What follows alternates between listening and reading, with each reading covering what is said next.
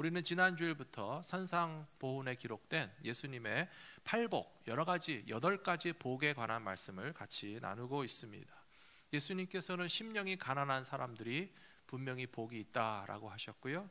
또 오늘은 우리에게 애통하는 자들에게 복이 있다라고 말씀하셨기 때문에 주님의 말씀에 의거해서 나는 어떤 복을 받고 있는 사람인가, 오늘 깊이 묵상해 보실 수 있는 귀한 시간이 되셨으면 좋겠습니다. 지난 주일에 주님께서 분명히 말씀하셨습니다. 심령이 가난한 자는 복이 있다고 하셨어요.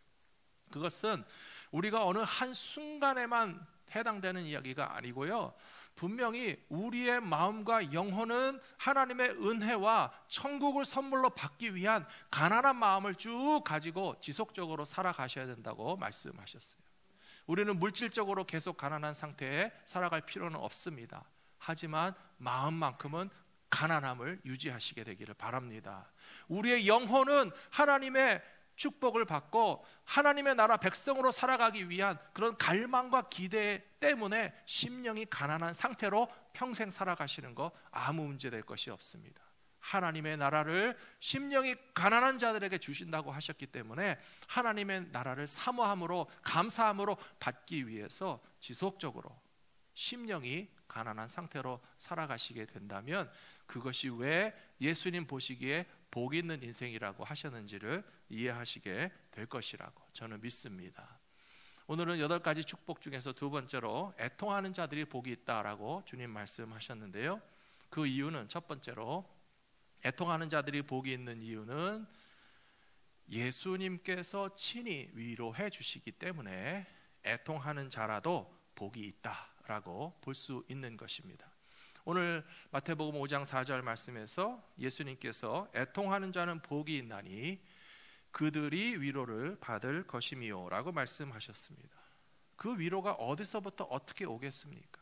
예수님께서 그냥 막연하게 애통해도 괜찮다, 어디서 위로가 오겠지라고 하시는 것이 아니고요, 애통하는 자들이 복이 있는 이유는 그들은 반드시 위로를 받게 될 것인데, 예수님은 아마 이런 마음을 품고 이야기하셨을지 모르겠어요. 내가 위로해 주겠다. 예수님이 위로해 주시기 때문에 애통하는 자들에게도 복이 있다는 사실을 믿으시기 바랍니다.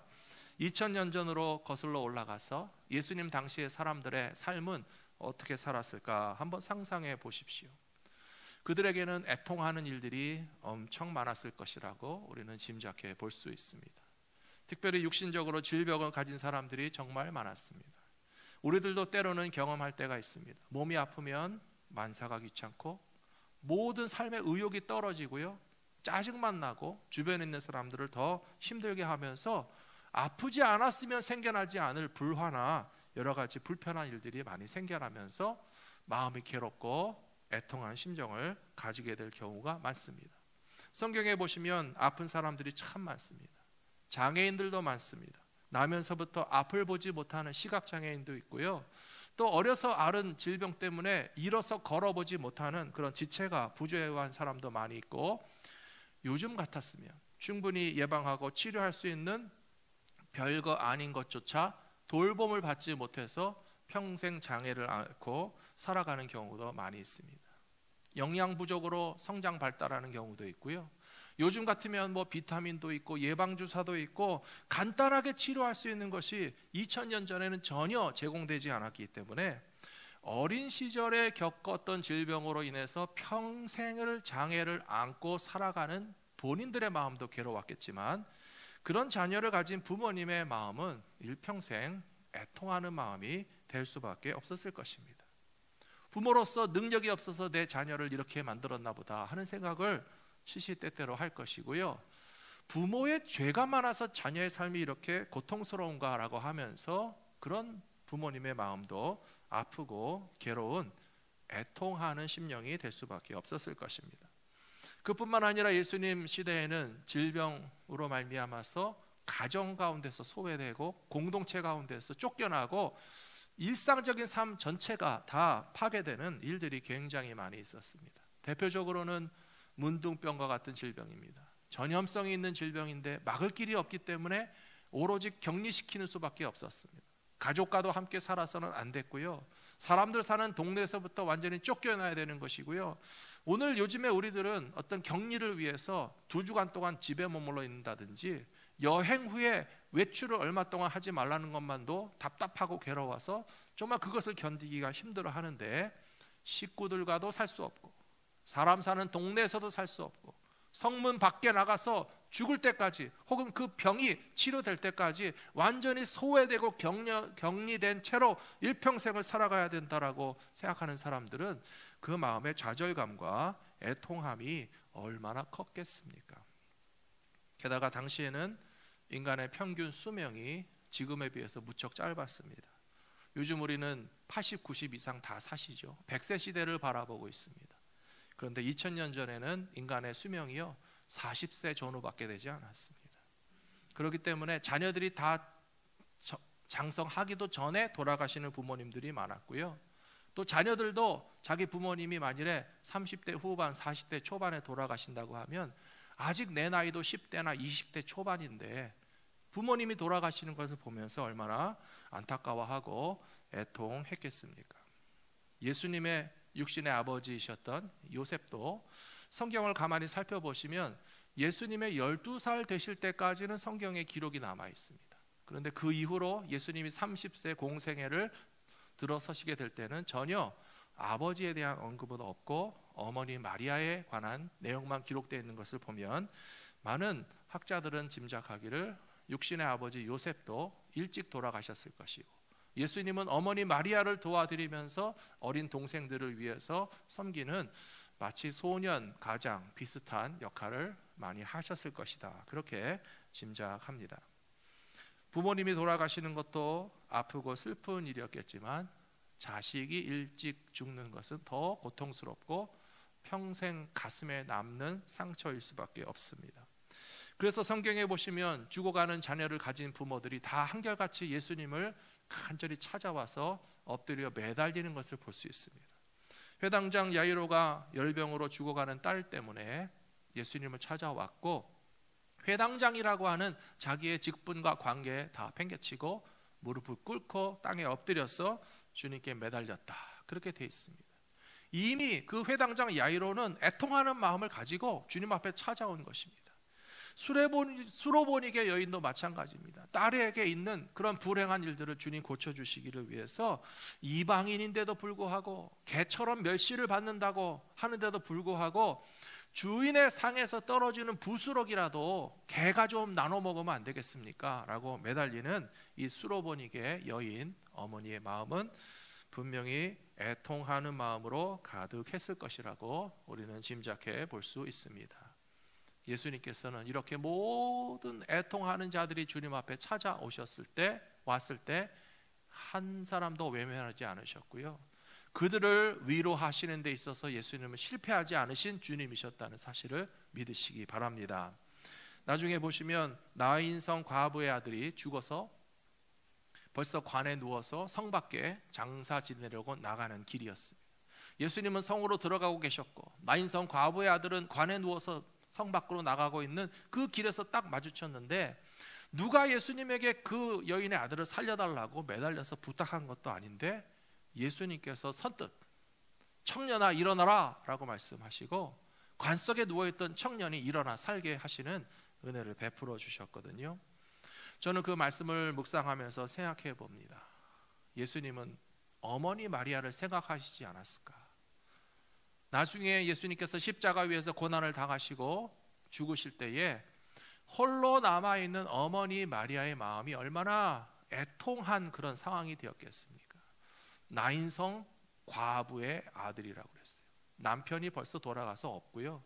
또 의지하는 자식이 죽어서 장사를 지내게 되는데 남편도 없고 아들도 없는 나인성 과부의 심정을 예수님께서 들여다보시면서 내 어머니 마리아도 저렇게 애통하는 심령이 되게 될 것을 생각하면 선뜻 나서서 나인성 과부의 아들을 살려주시는 은혜를 베풀어 주시지 않았는가라고 생각하게 됩니다.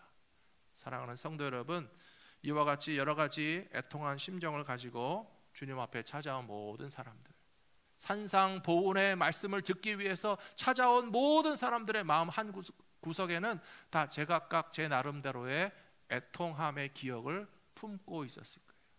근데 그런 사람들을 향해서 주님이 선포하시기를 애통하는 자는 복이 있다라고 하시니까 그들의 마음 가운데 그 애통함으로 정말 후벼 파져 있고 멍들어 있는 것 같은 10년 가운데 주님께서 어루만져 주시고 새살이 돋게 하시고 다시 회복되게 하시는 기쁨과 소망을 깨닫게 되었을 것이라고 믿습니다.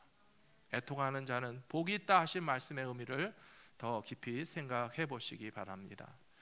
요즘 우리들도 지난해 시작된 코비드 팬데믹 때문에 애통한 일들이 너무 많습니다. 사랑하는 가족과 친구와 이웃 중에서 원치 않는 코로나 전염병으로 인해서 고생하시는 분들을 보실 때 애통하는 마음이 드셨을 것입니다. 미국 안에서 제일 먼저 1차 대유행을 겪었던 뉴욕과 뉴저지 지역에서는 코로나로 말미암아서 많은 사람들이 희생됐습니다. 지난해 상반기 초의 일이기 때문에 아직까지 이 코로나 전염병에 대해서 잘 파악하기도 전에 병원 시설에서 생활하시던 노인들이 많이 돌아가셨습니다. 의료진들도 잘 준비되지 않아서 심지어 개인 보호 장비도 충분치 않던 상황 가운데서 의료진들도 감염되고 희생되는 경우도 많이 있었습니다. 무작정 틀어막기만 했기 때문에 가족들은 병원에 계시는 부모님들을 얼굴도 볼 수 없었고 임종도 지킬 수 없었고 장례도 마음껏 치를 수가 없었습니다. 뉴욕에 있는 많은 병원들의 영안실이 차고 넘쳐서 냉동 트럭을 가져다 놓고 시신을 거기에 모셔야만 했다는 소식을 다 들으셨을 것입니다. 그리고 뉴욕 강 하구에 있는 섬에다가 큰 땅을 다 파헤치고 거기에 산처럼 쌓여있는 관들을 다 켜켜이 쌓아놓고 흙으로 덮는 그런 끔찍한 장면도 우리가 목격해야만 했습니다. 그리고 2차, 3차 대유행이 지난 후에 여기 LA 땅에서도 지난 몇 주간 우리 주변에서는 비슷한 일들이 벌어졌습니다. 중환자실 여분의 자리가 하나도 없다라고 하는 뉴스가 나오기 시작했고 911 응급 차량들이 병원에 도착해도 건물 안에 들어가기까지는 몇 시간이 걸린다는 뉴스가 나오기 시작했습니다. 응급실과 중환자실을 취재하던 기자가 그 애통한 현장을 바라보면서 눈물을 흘리는 장면이 그대로 방송에 나오는 것도 보았습니다. 그래서 지난 몇 주 동안에 이 LA 지역에서도 많은 사망자들이 나올 수밖에 없었고요. 미국의 최대 공원 묘지라고 하는 로즈힐에는 지금 장례식을 기다리고 있는 시신이 6주간 밀려 있다. 또 똑같이 관을 냉동 트럭을 따로 주문해서 모셔놔야만 하는 그런 큰 슬픔의 무게가 지금 우리들의 살고 있는 이 땅을 짓누르고 있는 것입니다. 우리는 애통하는 사람들 속에 살고 있고 애통하는 마음을 가진 채로 우리도 살아가고 있는데 예수님께서 말씀하시기를 그런 애통함을 가진 자들이 복이 있다라고 말씀하시잖아요. 애통하는 사람들이 어떻게 복이 있을 수 있습니까? 질문하게 되는데요. 예수님이 위로해 주시기 때문에 라고 우리는 대답할 수 있어야 된다고 저는 믿습니다. 애통하는 자들이 그 애통함 중에도 복이 있을 수 있는 유일한 비결이 있다면 우리를 위로하기 원하시는 하나님께서 예수님의 위로하심으로 우리에게 찾아와 주시기 때문이라고 대답하실 수 있는 저와 여러분들이 되시기를 부탁합니다. 고린도후서 1장 5절에 분명히 이렇게 되어 있습니다. 그리스도의 고난이 우리에게 넘친 것 같이 우리가 받는 위로도 그리스도로 말미암아 넘치는도다. 우리의 위로가 어디로부터 온다고요? 말씀 다시 보여주십시오. 우리가 받는 위로도 그리스도로 말미암아 넘친다는 것이죠. 예수님이 우리의 애통함을 나누어 가시고 예수님께서 우리에게 위로를 주시기 때문에 우리에게 위로가 있을 수 있는 것이고 그렇기 때문에 애통하는 자들이라도 복이 있다라고 하는 것을 인정하실 수 있기를 부탁합니다. 두 번째로 애통하는 자들은 하나님께 받은 위로로서 다른 사람들을 위로할 수 있기 때문에 복이 있다고 말할 수 있습니다. 고린도 전서에서 사도 바울은 고린도 교회 성도들을 좀 많이 책망했습니다.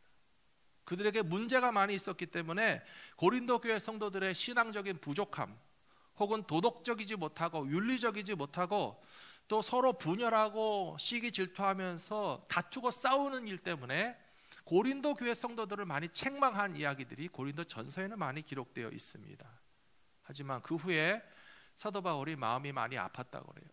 잘못한 것을 책망하면서도 마음이 아픈 것이 사실이에요.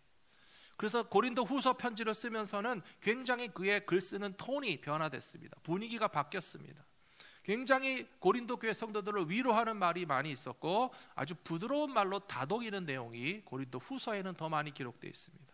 그래서 3절 4절 말씀 보시면요, 찬송하리로다 그는 우리 주 예수 그리스도의 하나님이시요 자비의 아버지시요 모든 위로의 하나님이시며 우리의 모든 환난 중에서 우리를 위로하사 우리로 하여금 하나님께 받는 위로로서 모든 환난 중에 있는 자들을 능히 위로하게 하시는 이시로다 라고 1장부터 밝히고 있어요.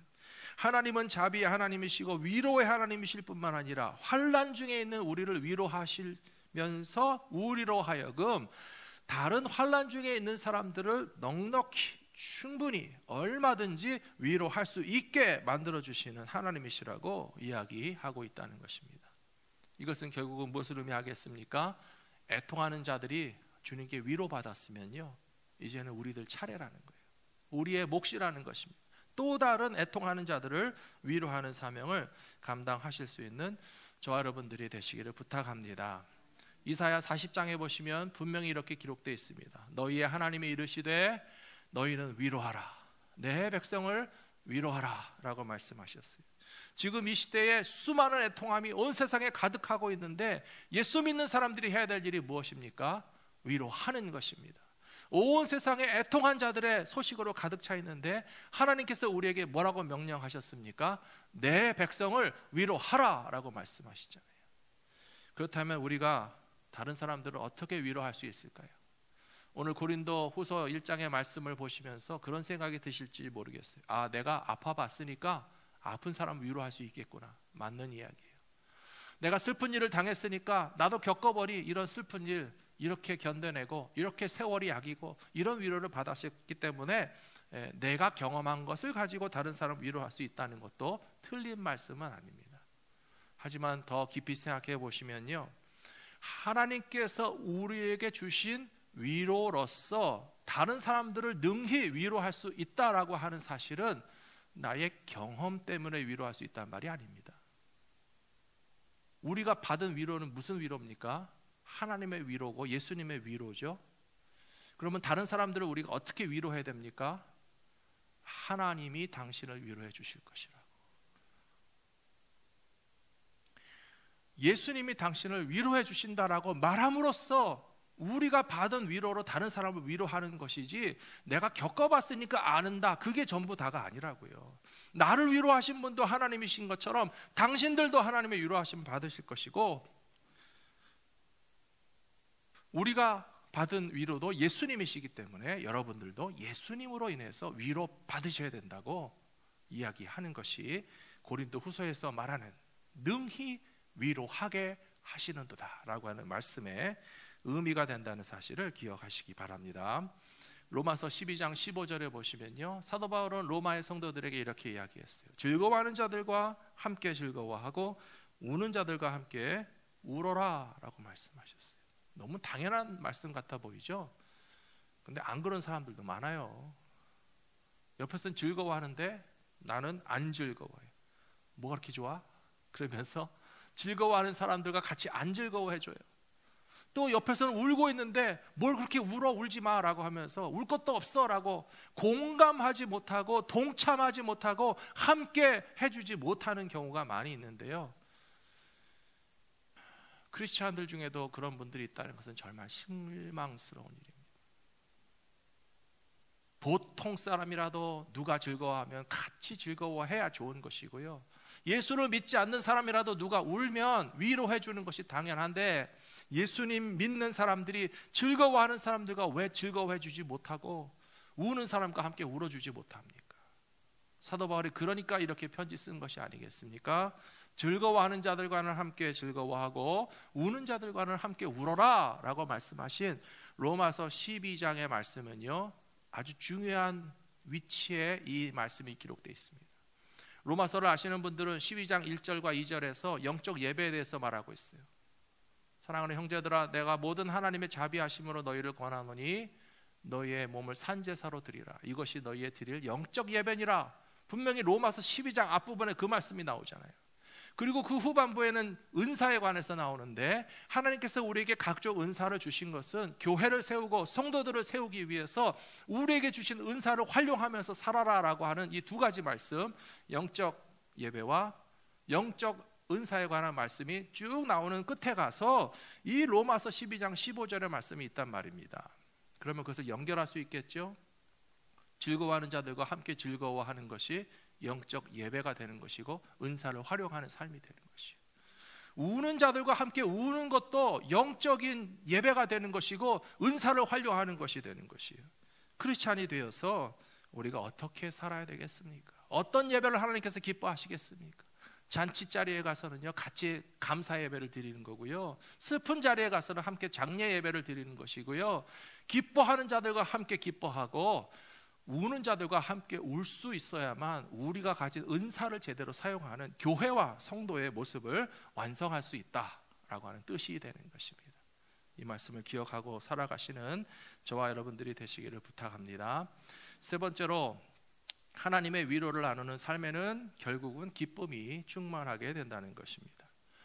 고린도후서 7장 4절에 보시면, 나는 너희를 향하여 담대한 것도 많고 너희를 위하여 자랑하는 것도 많으니 내가 우리의 모든 환난 가운데서도 위로가 가득하고 기쁨이 넘치는도다. 그렇게 말하고 있습니다. 사도 바울이 너희를 향하여 담대한 것이 많다라고 하는 말은 뭐냐면요, 고린도 전서에서 담대하게 야단치고 책망하고 바로잡았다 하는 그런 것입니다. 당당하게 얘기했습니다. 고린도 전후서를 읽어보시면요 참 재미있는 게요, 사도 바울이 교인들을 대면해서 얼굴과 얼굴로는 세게 얘기하지 못했어요. 저도 좀 그런 것 같습니다. 얼굴을 마주 보면 세게 얘기하지 못하겠어요. 그런데 사도 바울은 편지로 할 말 다 했어요. 신앙생활 잘해야 된다고, 성도들의 공동체 가운데서 악한 것 바로 잡고 똑바로 신앙생활하지 못하는 것 제대로 하시라고 담대한 마음으로 쓴 거는 사실은 편지로만 그렇게 썼지 얼굴을 보고는 차마 말하지 못하겠다고 사도 바울도 이야기했어요. 그것은 고린도 전서에 관한 이야기고요, 그 다음에 후서에서 또 말하기를 여러분들 때문에 저는 자랑하는 것도 많고 우리의 모든 환난 가운데서 주님의 위로가 가득하기 때문에 여러분들과 나 사이에는 기쁨이 충만하다라고 그렇게 이야기하고 있는 것입니다. 사랑하는 성도 여러분, 이 세상을 살면서 슬퍼할 일이 왜 없겠습니까? 그러나 슬퍼한 일들이 다 있지만 주님과 함께 위로를 받으면 우리의 슬픔이 변해서 기쁨이 될 줄로 믿습니다.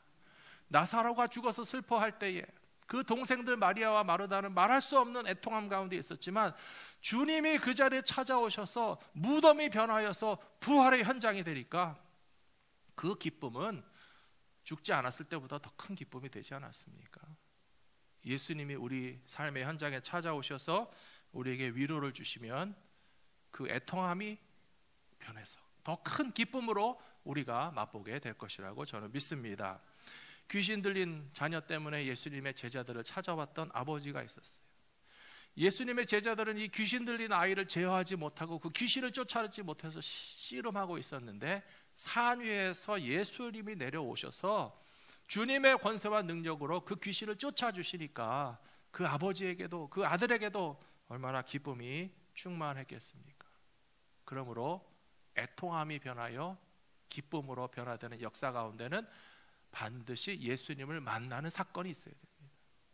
애통한 자들이 그러므로 복이 있기 위해서는 예수님을 만나고 예수님의 위로를 경험하고 예수님의 능력을 체험하게 되면 애통함이 위로받는 것에서 끝나지 않고 기쁨으로까지 더 발전하게 될 것이라고 저는 믿습니다. 실로암 연못에서 눈을 뜨게 된 소경을 한번 생각해 보세요. 시각장애인이 있었는데 예수님이 찾아오셔서 흙을 개어서 눈에다 발라주시고 실로암 연못에 가서 씻어라 그렇게 말씀하셨어요.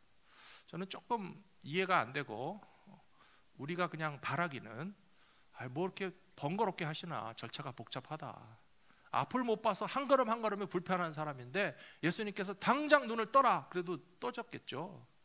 근데 예수님은 굳이 앞을 보지 못하는 사람에다가 흙을 개서 눈에다 발라놓으시고 실로암에 가서 씻으라고 하시는데, 앞을 못 보는 채로 실로암 연못을 찾아가는 것이 쉬웠겠어요, 어렵겠어요? 우리는 지금 다 보니까 뭐 계단이고 장애물이고 뭐 길도 알아보고 가지만, 우리가 눈을 감고 다닌다 그러면 한 걸음이 불안하고요, 실로암이라는 데서 들어봤지만 어떻게 가야 되는지 보이지도 않고요, 내 발로 실로암까지 찾아가기 위해서는 아마 누군가에게 의지했을 것입니다. 예수님이 나보고 실로암 가라 그러는데 옆에 계신 누가 계시면 나를 좀 실로암으로 갈 수 있게 좀 길도 알려주시고 손도 잡아주시고 내가 걸려 넘어지지 않을지 좀 나를 도와주시고 나 빨리 실로암 가서 물로 씻고 눈 뜨고 보고 싶다라고 더 조바심이 나지 않았겠습니까? 누군가가 그 사람의 손을 잡아서 실로암 연못가에 데려다주고 실로암에서 물을 떠서 눈을 씻었을 때에 밝게 보게 되었을 때, 그의 소경으로서의 삶, 시각 장애인으로서의 삶을 살던 애통함은 싹 사라지고 기쁨이 충만했겠죠. 근데 바로 그 과정 가운데서 우리가 배울 만한 점이 있습니다. 실로암이라고 하는 연못의 이름 뜻은요, 보내심을 받았다라고 하는 뜻이에요. 예수님이 당연히 실로암 연못의 이름 뜻을 알고 계셨겠죠. 그러시면서 이 사람에게 하신 말씀이 실로암에 가서 씻어라 라고 하셨어요. 보내심을 받았다라고 하는 연못에 보내심을 받아서 가서 씻으면 눈을 뜨고 보게 될 것이라고 하신 것인데요, 과연 오늘날 저와 여러분들에게 있어서 실로암은 무엇이라고 보실 수 있겠습니까? 바로 예수님이에요. 예수님에게 가서 눈을 뜨고 보라는 것이에요. 예레미야는 슬픔의 선지자입니다. 애통하는 선지자입니다. 이스라엘 나라의 멸망을 예언했고 자기가 원치 않은 멸망을 예언했는데 그 예언 그대로 될 수밖에 없었어요. 바벨론이 쳐들어와서 예루살렘 성을 파괴하고 성전을 탈취하는 그런 나라의 멸망의 상황을 보면서 무슨 즐거움이 있었겠습니까? 그래서 예레미야는 눈물로 하나님의 말씀 기록할 수밖에 없었던 그런 애통하는 선지자였는데요, 그런 예레미야에게 주신 하나님의 약속의 말씀은 무엇인가 하면, 젊은 처녀들이 기뻐서 춤추게 되는 날이 올 것이고 청년들이나 노인들이 다 같이 즐거워하는 때가 돌아올 것이고, 내가 그들의 슬픔을 돌려서 즐겁게 하고 그들을 위로하여 그들의 근심으로부터 기쁨을 얻게 할 것이다. 하나님은 애통하는 자들에게 이와 같은 위로와 기쁨을 회복시켜 주시는 아버지가 되시는 것을 믿으시기 바랍니다.